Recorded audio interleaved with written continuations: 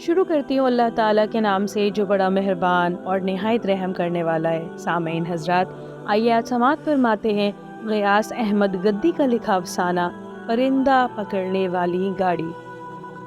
صبح ہوتی ہے، دن چڑھتا ہے اور سورج جب ٹھیک نصف النہار پر پہنچتا، شہر میں ایک ایسی گاڑی آتی جو شہر کے پرندوں کو پکڑ کر لے جاتی، ٹھیک ویسے ہی جیسے میونسپلٹی کی گاڑی کتے پکڑنے کے لیے نکلتی ہے۔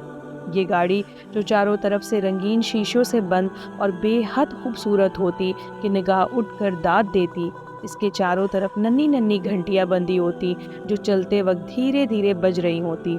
گھنٹیوں کی آواز عجیب ہوتی، کچھ ایسی جیسے کوئی سحر پھونک رہا ہو۔ ایک لمبا خمیدہ کمر زرد آدمی گاڑی کو کھینچ رہا ہوتا، بالکل اسی طرح کا دوسرا آدمی گاڑی کے پیچھے چل رہا ہوتا جس کے ہاتھ میں پتلا سا بہت لمبا بانس ہوتا۔ بانس کے سرے پر برش جیسا گچھا سا ہوتا جس پر گوندیاں اسی طرح کی چپک جانے والی لیسدار رتوبت لگی ہوتی جس سے وہ پرندوں کو پکڑتا تھا۔ دیوار پر، چھتوں کی منڈیروں پر، ٹیلی فون کے کھمبوں، پیڑوں یا فرش پر دانہ دنکا چنتے ہوئے پرندے جہاں نظر آتے، وہ آدمی بانس کو آگے بڑھا دیتا اور عین پرندے کے پروں پر لیسدار رطوبت لگا ہوا گچھا چھوا دیتا۔ پہلے تو پرندہ تڑپتا، چھٹپٹاتا، اڑنے کی کوشش کرتا، پھر تھک ہار کر لیسدار رطوبت سے چپڑ چپڑ کرتے ہوئے پرندوں کی قوت پرواز کے الجھ جانے کے باعث ایک طرف اوندھا ہو کر لڑک جاتا۔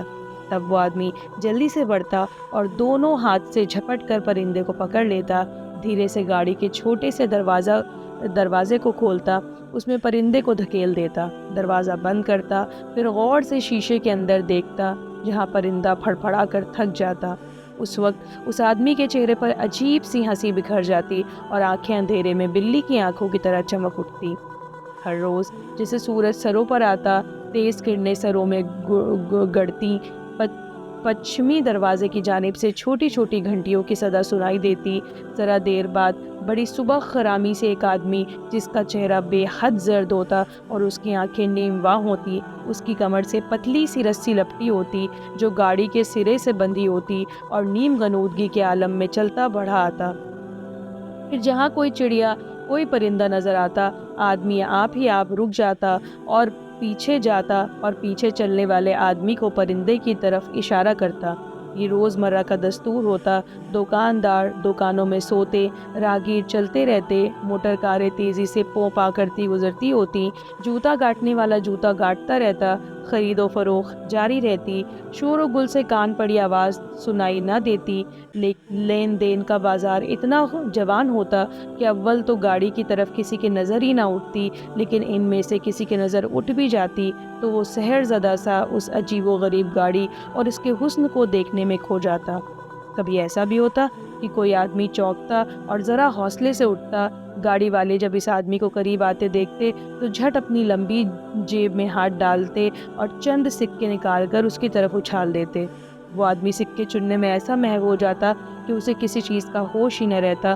لوگ یہ منظر دیکھتے اور آنکھیں اور چہروں سے حیرت کا اظہار کرتے۔ اس وقت ان کی آنکھیں پٹی رہ جاتی۔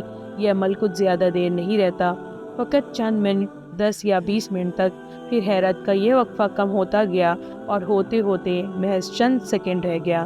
تو اب اس کے بعد وہ منزل آنے والی تھی کہ لوگ باغ اپنے کاموں میں مصروف ہیں اور پرندے پکڑنے والی گاڑی آ گئی ہے اور پرندے پکڑتی چلی جا رہی ہے اور آدمی ہے کہ اس کی جانب نظر اٹھا کر دیکھتا بھی نہیں۔ ایسی ہی کیفیت والا ایک دن تھا جب میں نے ایک دکاندار کو جلیبیوں کی تھال کی طرف اشارہ کرتے ہوئے کہا کہ یہاں دیکھو، جلیبیوں پر کتنی مکھیاں بیٹھی ہوئی ہیں۔ ابھی جب شہر میں بیماری پھیلی ہوئی ہے، یہ مکھیاں کتنی خطرناک۔ مکھیاں؟ حلوائی نے کاہلی سے ہاتھ ہلا کر مکھیوں کو اڑانے کی کوشش کی۔ مکھیاں ذرا دیر کو اڑیں، پھر جلیبیوں کی تھال پر ٹوٹ پڑی۔ ہاں، مکھیاں تو سادلی اڑتی ہی نہیں، حلوائی نے میری جانب غور سے دیکھتے ہوئے کہا۔ مگر تم کو کیا صاحب، تم کو تو نہیں خریدنا؟ میں نے جواب میں انکار کیا تو حلوائی نے آنکھ ماری اور سرگوشیوں سے ذرا قریب کے لہجے میں کہا، اور مجھ کو کیا صاحب، مجھ کو بھی تو کھانا نہیں۔ بس یہی سے میں چونک گیا کہ اصل بات کیا ہے۔ پرندہ پکڑنے والی گاڑی آتی ہے اور شہر کے پرندوں کو پکڑ کر لے جاتی ہے، اور کوئی پوچھنے والا تو کیا ملے گا، کوئی خدا کا بندہ پلٹ کر دیکھتا بھی نہیں ہے۔ میری سمجھ میں بات آ گئی۔ میری پیشانی پر جو بہت دیر سے بلکہ کئی دنوں سے ایک تیوری کسی سنتری کی طرح کھڑی دیکھ رہی تھی سمٹ گئی۔ پھر میں ہنسا اور میں نے بھی گفتگو کے ذرا دور کے لہجے میں کہا، تو بھائی حلوائی ایک کام کرنا، ان گاڑی والوں کی توجہ مکھیوں کی جانب مبذول کرا دو۔ ارے ہاں، مگر کیوں صاحب؟ مجھے اس جھنجھٹ سے کیا فائدہ؟ یہ جو مکھیاں جلیبی کا سارا رس، ہاں یہ تو ٹھیک کہا، سارا رس چوسے چلی جاتی ہیں کم بخت، مگر صاحب مجھے اس سے کیا نقصان؟ مجھے تو فائدہ ہے۔ حلوائی پہلے ہنسا، پھر اس نے بناسپتی میں چپڑی ہوئی توند پر ہاتھ پھیرا اور بے حد سنجیدہ ہو کر میری طرف جھک گیا۔ بابو تم کیا جانو دنیا داری، یہ راز کی بات، دنیا ایسے نہیں چلتی۔ پھر حلوائی خاموش ہو گیا اور ذرا گہرا ہو کر پھر گویا ہوا، پر تو اپنا ہمدرد لگتا ہے اس لیے بتاتا ہوں، کسی سے کہنا نہیں۔ تو بابو جلیبیوں کا یہ رس جو مکھیاں چوستی ہیں، تو رس اور پھر مکھیاں کہاں جاتی ہیں؟ ذرا اتنا تو بتاؤ، کہاں جاتی ہیں؟ مجھے تو پتہ نہیں۔ حلوائی یہ تم ہی بتاؤ۔ کہیں نہیں جاتی ہیں، حلوائی فیصلہ کن لہجے میں بولا، رس مکھیوں میں اور مکھیاں جلیبیوں کے ساتھ پلڑے پر، سمجھے بابو؟ ایسے فائدہ ہوا۔ لیکن میں بہت دیر تک نہ سمجھ سکا اور بے وقوفوں کی طرح حلوائی کے چہرے کو تکتا رہا۔ حلوائی پھر ہنسا، پھر مونچھوں پر تاؤ دیا، نہیں سمجھے ابھی ہماری گفتگو یہیں تک پہنچی تھی کہ پچھمی دروازے کی جانب سے گھنٹیوں کی آواز سنائی پڑی اور میری توجہ اس کی طرف مبذول ہو گئی۔ ذرا دیر بعد وہ زردر و خمیدہ کمر آدمی دکھائی پڑتا ہے۔ حسب دستور اس کی کمر سے پتلی سی رسی بندھی ہوئی تھی جس کے پچھلے سرے پر وہ گاڑی پھنسی ہوتی تھی۔ آدمی اسی کاہلی سے سڑک پر آہستہ آہستہ چلتا ہوا آگے بڑھا، پھر گاڑی سامنے آئی جس کے رنگین شیشوں کے اندر 2 کبوتر اور 1 گوریا بند تھے۔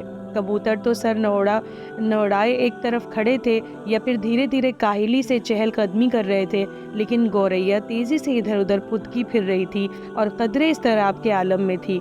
اب گاڑی بیچ چوراہے پر آ گئی تھی۔ دھوپ آج روز کی نسبت قدرے سخت تھی اور گاڑی گھسیٹنے والا ہاتھ کو آنکھوں کے اوپر چھجے کی شکل میں کیے آس پاس متجسس نظروں سے جھانکتا پھر رہا تھا۔ پھر وہ ٹھہر گیا۔ سامنے نالی کے کنارے ایک پرندہ پیاس سے بے حال جھک جھک کر نالی سے پانی پی رہا تھا اور گردن اٹھا کر ادھر ادھر دیکھ بھی رہا تھا۔ اسے کسی بات کا خدشہ بھی لگا ہوا تھا۔ جب ہی گاڑی کھینچنے والے آدمی نے بانس والے ساتھ کو اشارہ کیا، بانس والے نے چپکے سے لپک کر پرندے کو جا لیا۔ ذرا دیر بعد اس نے رنگین شیشوں والی گاڑی کے دروازے کا پٹ کھولا اور دھیرے سے اندر دھکیل دیا۔ پرندہ ایک طرف لڑک گیا تو پھدکتی ہوئی گوریا ایک بار زور سے گاڑی کے اندر شیشوں پر پھڑپڑانے لگی، گویا بند شیشوں کو توڑ کر نکل بھاگے گی۔ بانس والے آدمی نے مسکرا کر شیشوں کے اندر جھانک کر دیکھا، اس کے چہرے اور آنکھوں میں چمک آ گئی۔ پھر اس نے شیشے پر ہلکے ہلکے تھپکیاں دی۔ گوریا سہم کر ایک طرف ہو گئی۔ اس کے بعد ویسے ہی ہلکی چال سے گاڑی آگے بڑھی۔ گھنٹیوں کی آواز خاموش فضا میں سنائی دی، ٹن ٹن ٹن ٹن ٹن ٹن۔ ذرا دیر بعد گاڑی نظروں سے اوجھل ہو گئی۔ چلی گئی، ہاں چلی گئی، اس پرندے کو بھی لے گئی۔ جب فضا کا سحر ٹوٹا تو گاڑی آخری علاقے کے سخت ڈھلان میں اتر چکی تھی اور اب دکھائی بھی نہیں دے رہی تھی، فقط اس کے پہیوں سے اڑتی ہوئی دھول تھی جو دھیرے دھیرے فضا سے ہاتھ چھڑا کر بیٹھ رہی تھی۔ پھر چند منٹ بعد تماش بینوں کے چہروں پر جو حیرت کے اثرات تھے وہ زائل ہو گئے اور وہ اپنے اپنے کام میں مصروف ہو گئے۔ اچھا بھائی جان، یہ پرندے والی گاڑی؟ سوال کرنے والا رک گیا اور خاصی دیر تک رکا رہا۔ تب میں نے پلٹ کر دیکھا، ٹھیک میری پشت پر ایک 10-11 سالہ لڑکا کھڑا میری طرف مجسم سوال بنا تک رہا تھا۔ یہ پرندے والی گاڑی؟ وہ لڑکا اتنا کہہ کر پھر رک گیا، جیسے اسے خود پتہ نہیں کہ پوچھنا کیا ہے۔ ہاں میاں، کیا پوچھنا چاہتے ہو پرندے والی گاڑی کے متعلق؟ جی بھائی جان، اتنا کہ یہ گاڑی ہے پرندے پکڑنے والی؟ ہاں میاں، ہم بھی یہی سوچ رہے ہیں کہ کیا گاڑی ہے، ہر روز دوپہر میں آتی ہے اور شہر کے جتنے پرندے ہاتھ آتے ہیں سمیٹ کر چل دیتی ہے۔ اچھا بھائی جان، ذرا دیر بعد اس لڑکے نے یوں چونک کر سوال کیا گویا اچانک کوئی بات یاد آ گئی۔ اچھا بھائی جان، کیا یہ لوگ باجی کے لکا کو بھی لے جائیں گے؟ ہاں ضرور لے جائیں گے، فقط دیکھنے کی دیر ہے۔ پھر باجی اچھی کیسے ہوں گی؟ انہیں لکوا ہو گیا ہے نا، حکیم جی نے کہا تھا کہ دواؤں کے ساتھ لکا کبوتر کے پروں کی ہوا بھی چاہیے۔ لڑکے نے بڑے ہی حسرت سے کہا، یوں کہ میں اس کے افسردہ چہرے کی طرف ایک ٹک دیکھنے لگا۔ ہاں بات تو سوچنے کی ہے، لکا کبوتر کو نہیں جانا چاہیے۔ پھر میں کیا کروں، آپ ہی بتائیے بھائی جان۔ میں تو بہت چھوٹا ہوں نا، میری سمجھ میں نہیں آتا۔ میری سمجھ میں بھی نہیں آتا میاں، اور سچی پوچھو تو میں بھی بہت چھوٹا ہوں۔ آپ چھوٹے ہیں؟ وہ لڑکا کھلکھلا کر ہنس پڑا۔ آپ اتنے بڑے ہیں، واہ! لڑکا کہہ لگانے لگا۔ میں خاموشی سے بدستور اسے دیکھتا رہا اور میں نے دل ہی دل میں کہا، میاں تم ہنس رہے ہو؟ بھائی جان ایک اور بات پوچھوں؟ اس نے ذرا ٹھہر کر دوسرا سوال کیا۔ پوچھو میاں، وہ بھی پوچھ ڈالو۔ آپ اتنے اداس، بھائی جان آپ کبھی ہنستے کیوں نہیں؟ میرا جی چاہا سچ کہہ دوں۔ کیسے ہنسوں میاں؟ اس کارگہ شیشہ گری میں ہنسنا کوئی کھیل ہے؟ مگر اس معصوم بچے کو جو ذرا دیر پہلے لکا کبوتر کے چلے جانے کی فکر میں اداس تھا اور اب سے ذرا دیر پہلے کہہ لگا رہا تھا، کچھ نہیں بتا سکا، فقط پیار سے اسے دیکھتا رہا۔ بھائی جان میں آپ کو ہنسا دوں؟ وہ لڑکا بڑی محبت سے میری طرف بڑھا اور میری آنکھوں میں آنکھیں ڈال کر کہا، آپ کہیے تو میں آپ کو ہنسا دوں۔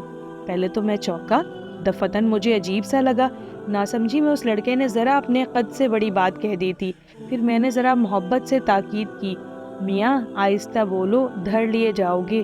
کسی نے سن لیا تو پولیس والوں کو خبر کر دے گا کہ یہ کیسا لڑکا ہے، کہ اس کی بہن بیمار پڑی ہے اور اس کا لکا کبوتر بھی چلا جانے والا ہے، اور یہ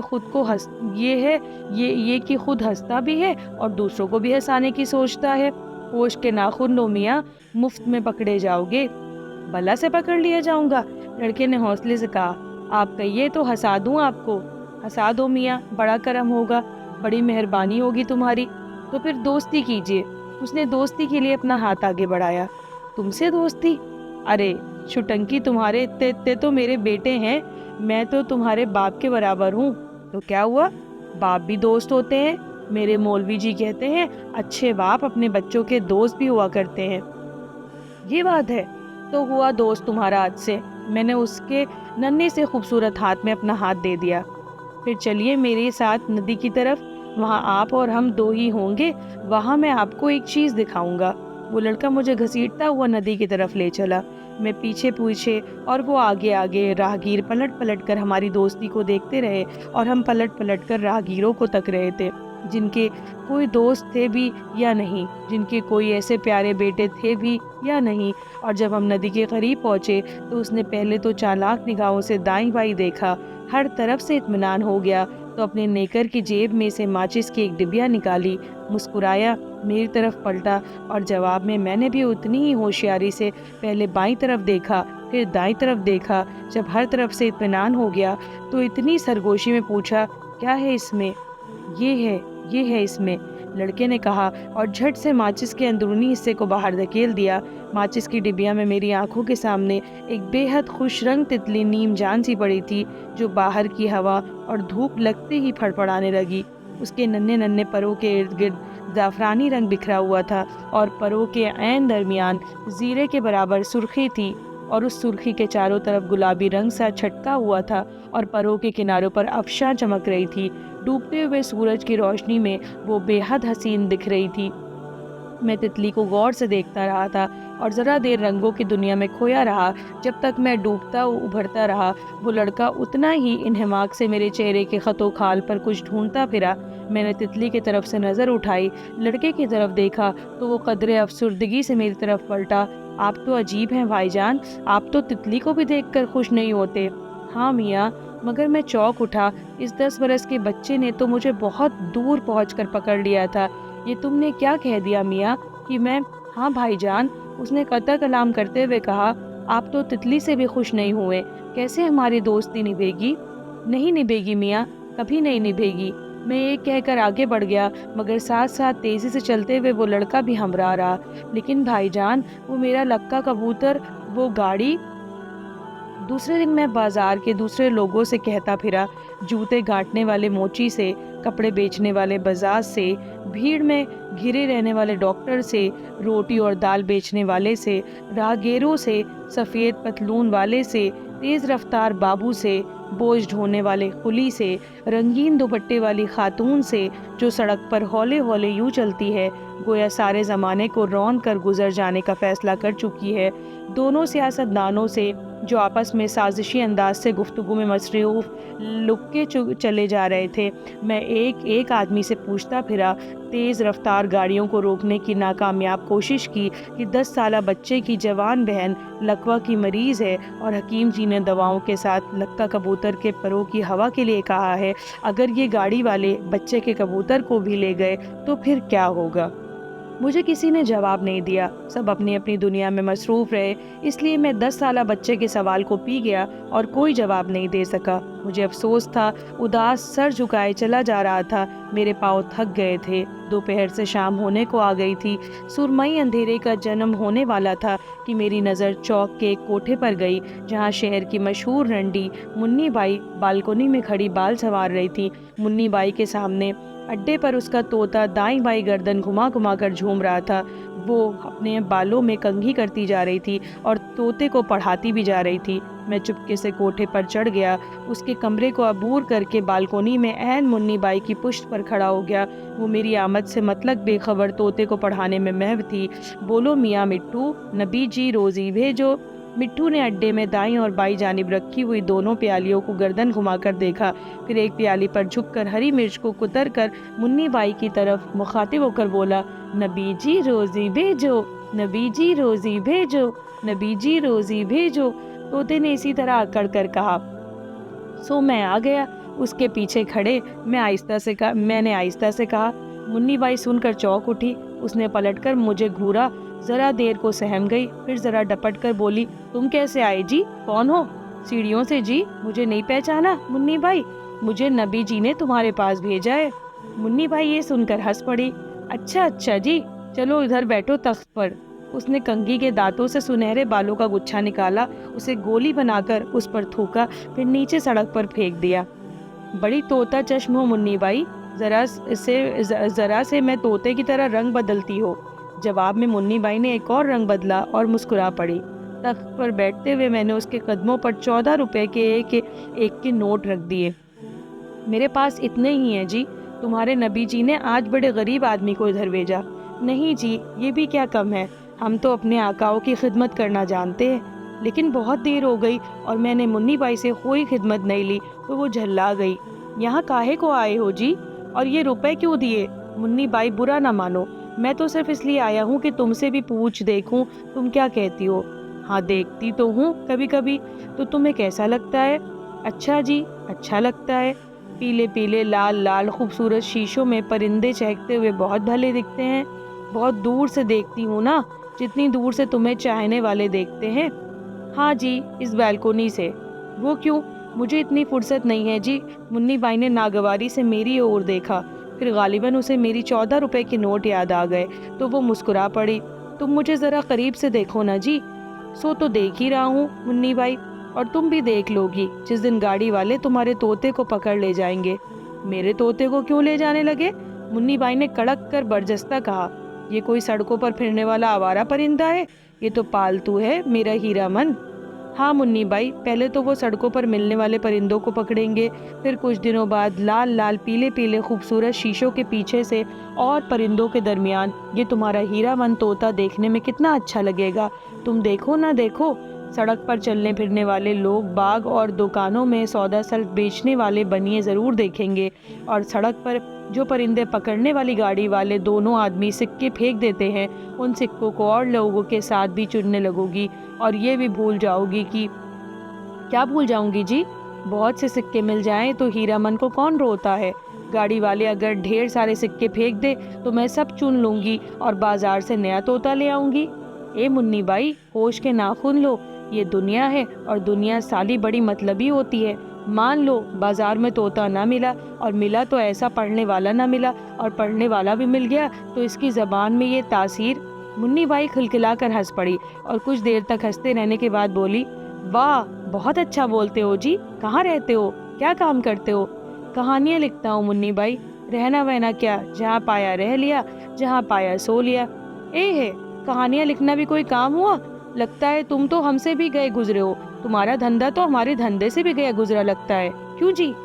ہاں منی بائی، تم تو ذرا سے میں इकट्ठे 14 रुपए रखवा लेती हो और मुझे 14 रुपए हासिल करने के लिए 8 कहानियाँ लिखना पड़ती हैं। 2 रुपए कहानी के हिसाब से खरीदने वाले देते हैं, 2 रुपए फी कहानी। ये तो बहुत कम होते हैं, मुन्नी बाई ने मायूसी से कहा। अचानक उसे कोई बात याद आ गई। 2 रुपए फी कहानी के हिसाब से 8 कहानियों के 16 रुपए बनते हैं। बाकी 2 रुपए भी निकालो जी, जल्दी करो। हाँ जी, बनते तो 16 रुपए है, मगर एक कहानी तो नाप तोल में चली गई। नाप तोल में? अरे वाह! मुन्नी भाई फिर हंसी। नाप तोल में कैसे चली गई?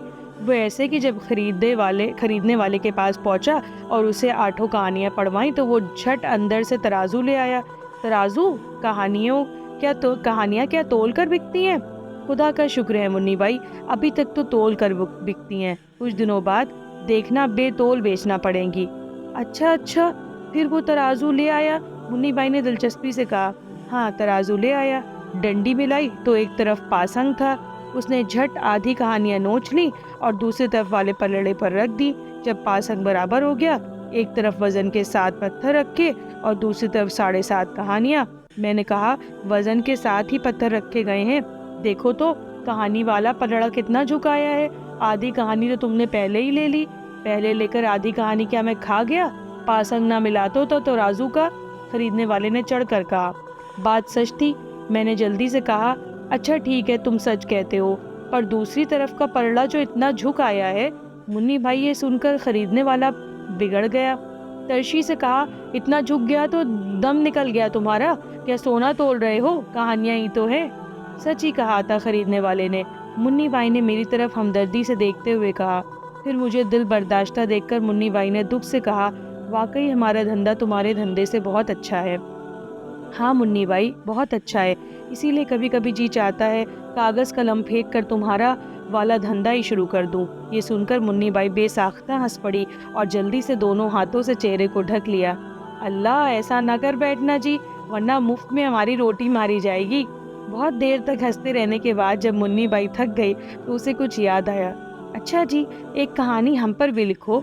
नहीं मुन्नी बाई, तुम पर तो बहुतों ने कहानियाँ लिखी हैं, मैं तो तुम्हारे तोते पर एक अच्छी सी कहानी लिखना चाहता हूँ। लिखो जी, जरूर लिखो, मेरे तोते पर ही लिखो, मुन्नी बाई ने मसरत से कहा। मगर क्या लिखोगे? ये लिखूंगा कि परिंदा पकड़ने वाली गाड़ी आ गई है और अब जबकि बाजार के सारे परिंदे खत्म हो चुके हैं, रंगीन शीशों से घिरी गाड़ी वाले दोनों जहरीली आंखों वाले आदमी चारों ओर घूम घूम कर ढूंढते फिर रहे हैं कि कहीं से कोई परिंदा हाथ आ जाए। कहीं से कोई गौरैया, कमरी, बुलबुल, कहीं से कोई करक, नीलकंठ, कोई मैना, कोई तोता दिखाई पड़े। इतने में उनकी चारों जहरीली निगाहें तुम्हारे तोते पर पड़ती हैं और वो दोनों खिल उठते हैं। फिर लंबे बांस वाला आगे बढ़ता है और चुपके से तोते के बाएं बाजू पर लसेदार रतोबत वाले गुच्छे को छुआ देता है। तोता फड़फड़ाता है, थरथराता है, उड़ने की कोशिश करता है और बरसों के अड्डे को गैर महफूज जानकर बालकोनी की रेलिंग का सहारा लेना चाहता है, मगर नहीं ले पाता और तड़पता हुआ नीचे आ रहता है। जहाँ वो आदमी खड़ा होता है, वो लपक कर तोते को उठाता है कि तोता चें की आवाज़ से ज़ोर से चीखता है, फड़फड़ाता है। फिर पता नहीं उसके साथ छोड़ती हुई कुव्वते परवाज़ कहाँ से लौट आती है। वो ज़रा ऊपर उड़ता है लेकिन फिर गिर पड़ता है। वो आदमी जिसकी कमर से गाड़ी वाली रस्सी बंधी होती है, अपने दूसरे साथी को देखता है और इत्मीनान से मुस्कुरा देता है, जिसके जवाब में उसका रफीक पहले अपने साथी को देखता है, फिर फर्श पर हाँफते हुए तोते को देखता है। इसके बाद फिर अपने साथी को देखकर इत्मीनान से मुस्कुरा देता है और आहिस्ता से आगे बढ़कर तोते को उठाने के लिए झुकता है। लेकिन दफतन तोता उसकी गिरफ्त में आने के बजाय तड़प कर उछलता है और उसकी कनपट्टियों पर झपटता है और गर्दन का गोश्त नोच लेता है। उस आदमी के मुंह से चीख निकलती है, जिसे सुनकर उसका दूसरा साथी लपकता है और तोते की गर्दन पर हाथ डालना ही चाहता है कि तोता घूर कर दूसरे आदमी को देखता है। उसकी छोटी छोटी आंखें फैल जाती हैं और उनमें लहू उतर आता है। वो अपनी पूरी ताकत को समेटता है और दहल कर दूसरे आदमी पर भी हमला करता है और उसके सारे चेहरे को नोच कर लहू लुहान कर देता है। वो आदमी भी उठता है और जल्दी से अपने दोनों हाथों की मदद से तोते को खुद से अलग करता है और उसे जोर से ज़मीन पर फेंक देता है। अब दोनों आदमी तोते के इतराफ खड़े उसे हैरत से देख रहे होते हैं और तोता आहिस्ता आहिस्ता टहलता हुआ कभी पहले आदमी की तरफ जाता है, फिर इसी इत्मीनान खातिर से टहलता हुआ दूसरे आदमी की तरफ लौट जाता है और दोनों को अपनी खून आशना नज़रों से घूर रहा होता है। اب دونوں آدمی طوطے کے اطراف کھڑے اسے حیرت سے دیکھ رہے ہوتے ہیں، اور طوطا آہستہ آہستہ ٹہلتا ہوا کبھی پہلے آدمی کی طرف جاتا ہے، پھر اسی اطمینان خاطر سے ٹہلتا ہوا دوسرے آدمی کی طرف لوٹ جاتا ہے، اور دونوں کو اپنی خون آشام نظروں سے گھور رہا ہوتا ہے۔ اور اتنے میں منی بائی جلدی سے کہہ اٹھتی ہے، میں لپک کر جاتی ہوں اور اپنی چادر طوطے پر ڈال دیتی ہوں، اس کو پکڑ کر گاڑی والے کے حوالے کر دیتی ہوں، اور اس سے جب بہت سے پیسے ملنے والے ہوں تو کیا میں طوطے کو یہ سب کرنے دوں گی؟ منی بائی حقارت سے میری طرف دیکھتی ہے اور تھوک دیتی ہے، ایسے کہانی لکھی جاتی ہے جی؟ جواب میں منی بائی کے چہروں کو دیکھتا ہوں، اڈے پر ادھر سے ادھر ہوتے ہوئے طوطے کو دیکھتا ہوں، اور پھر ایک بار پلٹ کر طوطے کو دیکھتا ہوں۔ پھر گاڑی والے منی بائی کے نبی جی سے روزی بھیجو کی منت کرنے والے طوطے کو بھی لے جاتے ہیں۔ رفتہ رفتہ شہر سونا ہو جاتا ہے، کہیں کوئی پرندہ، کوئی گوریا، کوئی بلبل، مینا، طوطا، کوئی مرغ، کوئی فاختہ نظر نہیں آتی۔ شام ڈھلے درختوں پر بسیرا لینے والی چڑیوں کی چہکار سنائی نہیں دیتی۔ لاجوردی آسمان پر سفید بگلے، توازن سے اڑنے والے بگلے بھی دکھائی نہیں دیتے۔ بھری دوپہر کی خاموش فضا میں چیلوں کی درد بھری چیخ بھی سنائی نہیں دیتی۔ کبوتر کی گٹر گوں، پپیہے کی پی کہاں، مینا کی ٹوئیں ٹوئیں کی آواز سے کان محروم ہو جاتے ہیں۔ حتیٰ کہ مولوی صاحب کے مرغ کی اذان بھی کہیں کھو گئی ہے۔ لیکن بازار اور رونق بازار میں کوئی فرق نہیں آتا۔ خرید و فروخت جاری ہے، شور شرابہ، یکے والوں کی کھٹ کھٹ، ٹمٹم والوں کے گھوڑوں کی گھنٹیاں بجتی رہتی ہیں۔ لمبی اور خوبصورت کاریں زوں زوں کر کے گزرتی جاتی ہیں۔ آمد و رفت جاری ہے، کاروبار بدستور ہے۔ خریدنے والے اسی طرح بازار کی دکانوں پر جمے رہتے ہیں، اور بیچنے والے اسی انہماک سے سودا سلف بیچ رہے ہیں۔ ایک ہنگامہ ہے کہ جاری ہے، ایک دوڑ ہے کہ رکنے کا نام نہیں لیتی۔ پھر دن ڈھلتا ہے، رات آتی ہے، اور اپنے تمام چھوٹے بڑے، کھرے کھوٹے، سچے جھوٹے بچوں پر آرام کی، سکون کی چادر تان دیتی ہے۔ پھر رات بھی چلی جاتی ہے، صبح نمودار ہوتی ہے، اور خلقت بیدار ہوتی ہے۔ اب پرندہ پکڑنے والی گاڑی کم آتی ہے، 2-4 دنوں میں، 8-10 دنوں میں، یا 15-20 دنوں میں ایک بار آتی ہے۔ رنگین شیشوں میں سے ایک آدھ پرندہ حیرت سے بازار والوں کو دیکھ رہا ہوتا ہے۔ گاڑی والے ادھر ادھر تیز نگاہوں کا جال پھینکتے، پھر سمیٹتے، اور چاروں اور متجسس نظروں سے دیکھتے، ڈھونڈتے ڈھانڈتے آہستہ آہستہ چھوٹے چھوٹے قدم رکھتے چلے جاتے ہیں۔ کبھی کچھ ملتا ہے، کبھی کچھ نہیں ملتا، کوئی پلٹ کر نہیں دیکھتا۔ ایک ایسا ہی دن تھا، دھوپ بہت سخت تھی، ہوا گرم تھی، فضا میں دھول اڑ رہی تھی، چھکڑ چل رہے تھے، جسموں سے پسینہ بہہ رہا تھا، اور سانس دھوکنی کی طرح گرم گرم ہوا پھینک رہی تھی کہ گاڑی آ گئی، پرندہ پکڑنے والی گاڑی آ گئی۔ گاڑی عین چوک پر کھڑی ہو گئی۔ رنگین شیشوں کے اندر ایک ہی پرندہ تھا جو ادھر ادھر سہمے سہمے قدم پھدک رہا تھا۔ سفید سا، اس کی دم مور کی طرح کھلی تھی، اور آنکھوں میں افسردگی جھلک رہی تھی۔ ابھی گاڑی ٹھہری ہی تھی کہ دوڑتا ہوا وہ 10 سالہ بچہ آ پہنچا۔ اس نے پہلے گاڑی والے کو دیکھا، پھر شیشے کے اندر جھانک کر دیکھا۔ ذرا دیر تک دیکھتے رہنے کے بعد دفعتاً اس نے لپک کر شیشے کے چھوٹے سے دروازے کو کھول دیا۔ اتنی دیر پھرتی سے بانس والے آدمی نے اس کے ہاتھ کو جھٹکا دیا، پھر دروازے کو بند کر دیا، اور جیب سے بہت سارے سکے نکال کر سامنے اچھال دیے۔ لڑکے نے سکوں کی طرف دھیان بھی نہیں دیا۔ پاس والے آدمی نے اس کے ہاتھ کو پکڑ کر ایک طرف دھکا دیا، اور پھر سکے اچھال دیے۔ لڑکے نے سکوں کی طرف دیکھا بھی نہیں۔ گاڑی تیزی سے چلنے لگی، اور اس کے پیچھے پیچھے بانس والا آدمی تیز تیز قدموں سے چلنے لگا۔ پھر گاڑی اور تیز ہو گئی، آدمی کے قدم بھی تیز ہو گئے، اب وہ دوڑنے لگے۔ لڑکا کچھ دیر خاموش، حیرت اور افسردگی سے تکتا رہا، پھر نہ جانے کہاں سے اس کے قدموں میں بجلی کی سی جھپٹ آ گئی، اور اس نے دہل کر بھاگتی ہوئی گاڑی کو دیکھا، پھر دوڑتے ہوئے اسے جا لیا۔ وہ شیشوں پر زور سے گھونسا مارنے والا ہی تھا کہ بانس والے آدمی نے اس کے وار کو اپنے ہاتھ پر روک لیا، اور بچے کو زور سے، بہت زور سے دھکا دیا۔ لڑکا گیند کی طرح سڑک پر لڑک گیا۔ اس کے سر اور گھٹنوں پر سخت چوٹ آئی تھی۔ اس کی آنکھوں تلے اندھیرا چھا گیا۔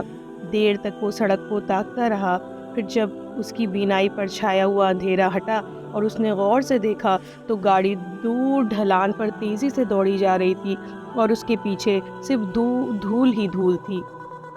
لڑکے نے اٹھنے کی کوشش کی، لیکن اس سے اٹھا نہیں گیا۔ اس کے گھٹنوں کی تکلیف نے اسے اٹھنے نہیں دیا، اور وہ تل ملا کر سڑک پر گر گیا۔ گاڑی آنکھوں سے اوجھل ہو گئی۔ گاڑی میں لگی چھوٹی چھوٹی گھنٹیوں کی سحر زدہ آواز کانوں سے اوجھل ہو گئی اور بہت دیر ہو گئی، بہت بہت دیر۔ جب بہت دیر ہو گئی تب لڑکا سڑک پر سے اٹھا۔ پہلے اس نے اپنے لہو لوہان گھٹنوں کو دیکھا، پھر کپڑوں کی دھول جھاڑی، اس کے بعد اپنی آستین سے آنکھیں پوچھتے ہوئے تھکے تھکے قدموں سے چل کر میرے پاس آ کھڑا ہوا۔ بھائی جان، لگتا کبوتر بھی گیا، اس نے گویا اپنے آپ کو اطلاع دی۔ ہاں میاں، لگتا بھی چلا گیا، میں نے مایوسی سے جواب دیا۔ ذرا دیر تک وہ سڑک کی اور دیکھتا رہا۔ اس کی نظریں ڈھلان کی طرف دوڑ گئیں جہاں کچھ بھی نہیں تھا۔ اس نے دھیرے سے نیکر کی اس ابھری ہوئی جیب پر ہاتھ پھیرا جس میں ماچس کی ڈبیا تھی۔ بھائی جان، وہ اس تتلی کو بھی لے جائیں گے نا؟ اگر تتلیاں چلی گئیں تو کیا بچے گا شہر میں؟ میں جواب میں خاموشی سے اس کے چہرے کی طرف دیکھتا رہا جہاں آنسوؤں اور سڑک کی دھول کے ملے جلے نشان تاحال مایوسیوں کو نمایاں کیے ہوئے تھے۔ لڑکا چونکا اور اس نے سامنے والی بڑی عمارت کی طرف اشارہ کیا۔ بھائی جان، بھائی جان، وہ دیکھیے! عمارت کے دروازے کے اوپر پتھر کا ایک پرندہ سر نہ اڑائے بیٹھا تھا۔ میری اور اس 10 سالہ معصوم بچے کی نگاہیں دیر تک پتھر کے اس پرندے پر لگی رہیں۔ بہت شکریہ، جلد ملتے ہیں ایک نئے افسانے کے ساتھ۔ تب تک کے لیے سنتے رہیے، خوش رہیے، پیار بانٹیے۔